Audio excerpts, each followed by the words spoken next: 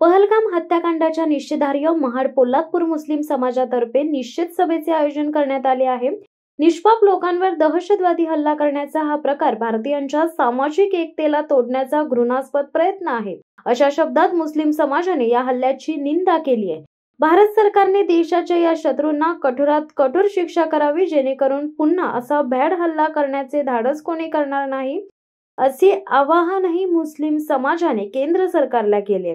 या हत्याकांडाच्या निषेधार्थ शुक्रवारी सायंकाळी 4 वाजता छत्रपती शिवाजी महाराज चौक महाड येथे निषेध सभेचे आयोजन मुस्लिम समाजातर्फे करण्यात आले। नागरिकांनी जास्तीत जास्त संख्येने या सभेला उपस्थिती राहून आपली नाराजी व्यक्त केली आहे।